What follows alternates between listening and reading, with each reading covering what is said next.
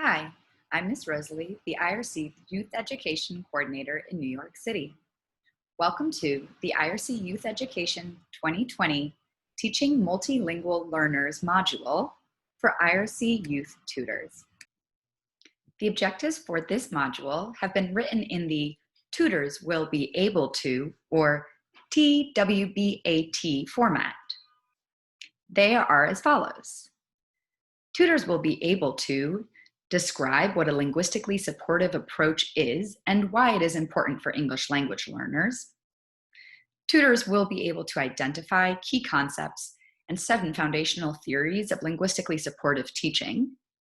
And tutors will be able to apply key concepts and knowledge of the 7 foundational theories of linguistically supportive teaching to ensure that IRC students can both access and express their learnings. Now, take a peek at our agenda for our module today. We will begin by grounding in purpose. This diagram shows the 3 informing mindsets that come together to inform all the work we do at the IRC in New York's Youth Education Department. Those 3 informing mindsets are culturally responsive education, linguistically supportive education, which we will discuss in this module today, and trauma-informed education.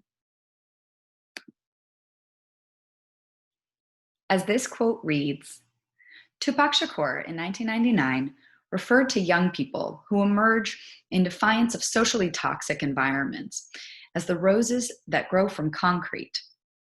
Educators committed to material hope engage their work by tempering this reality with the acknowledgement that there are always cracks in concrete, and the quality of our teaching, along with the resources and networks that we connect our students to, are those cracks.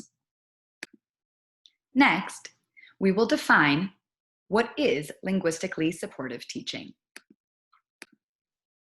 We define linguistically supportive teaching at the IRC as looking like teaching English language learners, or ELLs, English grammar and vocabulary while teaching academic content or helping with homework, such as content in math or social studies. The goal of linguistically supportive teaching at the IRC is for tutors to integrate academic English language development into all of our tutoring, allowing ELLs to learn and practice English vocabulary and grammar in all of their sessions. This diagram further articulates that linguistically supportive teaching combines language proficiency, content knowledge, and instruction in academic skills. So what does a linguistically supportive teacher or tutor ask themselves? Well, first, let's look at what a traditional teacher of students might ask themselves. Simply, what am I teaching? A linguistically supportive teacher or tutor, on the other hand, asks themselves all of the following questions. First, who am I teaching? What am I teaching? How will I teach it? And importantly, how will I know if my student has understood? Next, we will learn 7 key concepts and foundational theories regarding linguistically supportive teaching for multilingual learners. Take a moment to look at the 7 key concepts and foundational theories we will learn about in the remainder of this module. We will begin by discussing the difference between language learning and language acquisition. Language learning is defined as the process by which we become aware of the rules of the target language, which in this case is English. On the other hand, language acquisition is defined as the subconscious process of encoding the subtleties of a language and how they are used in a cultural context into long-term memory. The key difference that stands out for me here is the distinction between learning the rules of a language as compared to the application of that language in context. First, let's zoom in to language learning a little more. Take a look at Bart here in our GIF. Perhaps he's sitting in his high school Spanish class. He is most likely engaged in language learning, whereby he is learning the process by which we become aware of the rules of the target language. He does not look very engaged. While features of language learning are important, let's compare the last slide to this slide where we again see Bart, but now notice he is engaged in language acquisition. Again, that's the subconscious process of encoding the subtleties of language and how they are used in a cultural context into long-term memory. In this GIF, Bart's ability to apply his new language to an authentic context will surely result in encoding this new language into long-term memory more successfully than simply learning language without truly acquiring it. It should be noted, therefore, that at the IRC Youth Education Department, in truth, we are striving for language acquisition beyond simple language learning. Thank you for learning the difference between language learning versus language acquisition. Next, we will discuss the theory of comprehensible input. The theory of comprehensible input states that language is acquired when inputs or learnings are slightly beyond a student's current level of knowledge and skill, and made understandable by context and through explicit teaching strategies, such as using pictures and multimedia, vocabulary that the student already knows, total physical response, and where appropriate, the student's first language. Notice the diagram in the upper right-hand corner. Our aim is to be in the teal zone in the center, where input or learnings are comprehensible. Too far away from students' already known information, we're in the purple. It's too challenging and won't be encoded to long-term memory. In the orange, too close or already where the student knows the information being presented, the learnings are too close to the current level of language proficiency or content proficiency, and learning is barely happening. To illustrate this further, look at the GIF in the upper right-hand corner. If not enough supports are provided or learning is too far away from what students already know, then the student will not acquire or remember the inputs. We consider this too challenging. Conversely, if too many supports are provided or the learning is too close to what the student already knows, then the student is barely learning, and we consider this too easy. Our desire is to stay right in the middle with an even application of just enough linguistic supports and just enough proximal distance from what the student already knows to stay in the zone of comprehensible input. Thank you for learning about the theory of comprehensible input. Next, we will discuss the theory of affective filter. The theory of affective filter states that students must have a low-risk environment in which to acquire a second language. This refers to the emotional state of a student, and that this will determine how well they are able to acquire a new language. This theory, of course, applies to learning of all content, but is especially important when considering acquiring a new language. A low affective filter means that the student is emotionally well and they're able to acquire a new language well. Look at SpongeBob in the upper right-hand corner. A high affective filter, on the other hand, means that the student is emotionally stressed and therefore not able to acquire new learning and specifically a new language well. Surely, we've all been in situations where high stress has caused us to feel that we were not very able to acquire or express new learning. Thank you for learning about the theory of affective filter. Next, we will discuss language domains.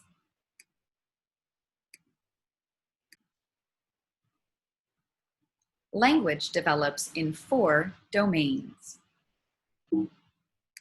2 of these domains, listening and reading, are domains of language that allow us to internalize or access new learnings and language.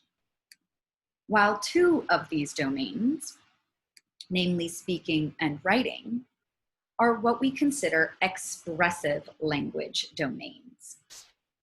As an IRC youth tutor, a big part of your job is to ensure that students are receiving support in all 4 of those domains. Thank you for learning about language domains. Next, we will discuss BICS versus CALP. Take a moment now to internalize this diagram comparing BICS, basic interpersonal communication skills, with CALP, cognitive academic language proficiency. BICS are defined as conversational, social, everyday language. Fluency in this type of language takes between 1 and 3 years to develop, and often it includes a silent period where the student is not responsive in the target language, in this case, English. CALP, on the other hand, are the language of school, textbooks, academic language. CALP take a minimum of 5 years to develop even an intermediary fluency in, and will take a whole lifetime to develop fully. To illustrate this further, take a look at the GIF in the upper right-hand corner. Great party, Jennifer. Say, I like your shoes. Thanks. This kind of language would be considered BICS. On the other hand, in the lower right-hand corner now, Homer is using some of his newly developed CALP language, the sum of the square root of any 2 sides of an isosceles triangle. It is important to note that the majority of language learning lies in the category of CALP. Often, when a student has a strong command of their BICS, teachers, tutors can often wrongly assume that the student is also proficient, therefore, in CALP. This can result in the teacher taking away language supports too soon. In your role as an IRC youth tutor, always remember to support students' CALPs. Thank you for learning about BICS versus CALP. Now, we will learn about language acquisition levels. At the IRC in New York City's Youth Education Department, we assess and discuss our students' English acquisition levels in this quantified way for 2 reasons. First, to support each student at their actual English language access level. And second, to calculate their growth. The scale shown in this diagram is the WIDA framework Example for grades 3 through 5. On the WIDA framework, a 0 is considered silent period, where the student is not responsive in the target language. And a 6 would be considered exiting, where the student is reading, writing, speaking, and listening as though they were a native speaker of that language and no longer requires linguistically supportive education to be successful, accessing or expressing their learning. In our programs at most recent assessment, our student average is around a level 2. Note where this lies on the scale and understand that students at this language still require many language supports to be successful accessing and also expressing their learnings. Thank you for learning about language acquisition levels. Now we will discuss 2 linguistically supportive focus strategies for this term.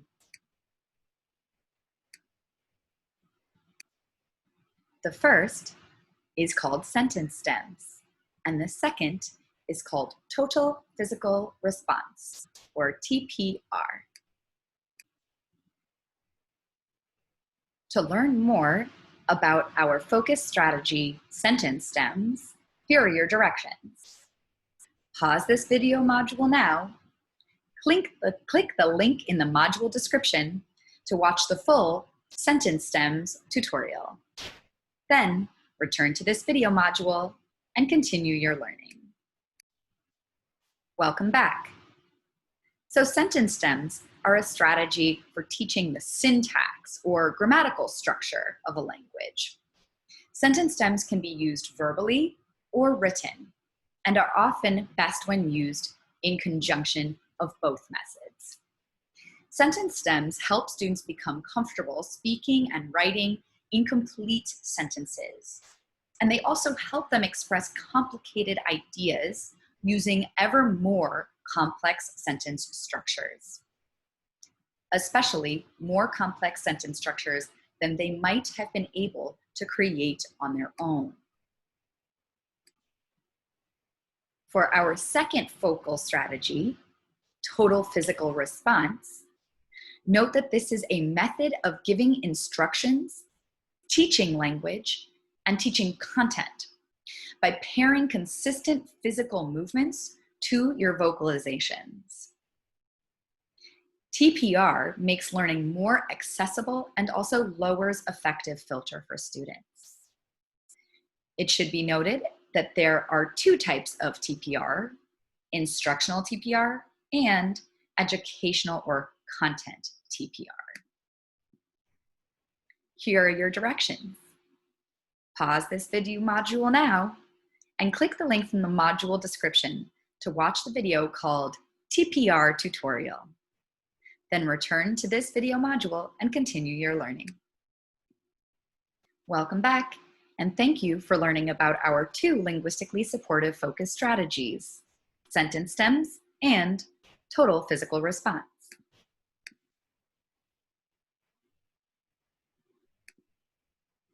Congratulations! You have learned all 7 of our key concepts and foundational theories of linguistically supportive teaching. Now, we will close and discuss your check for understanding. As a reminder, here are our objectives for this module. Tutors will be able to describe what a linguistically supportive approach is and why it is important for English language learners. Tutors will be able to identify key concepts and 7 foundational theories of linguistically supportive teaching. Tutors will be able to apply those key concepts and knowledge of 7 foundational theories of linguistically supportive teaching to ensure that IRC students can both access and express their learning. Great work. Here are your directions for your check for understanding task. Follow the directions in the module description to complete and submit the associated check for understanding task. This has been Ms. Rosalie with the IRC Youth Education 2020 Teaching Multilingual Learners module for IRC Youth Tutors.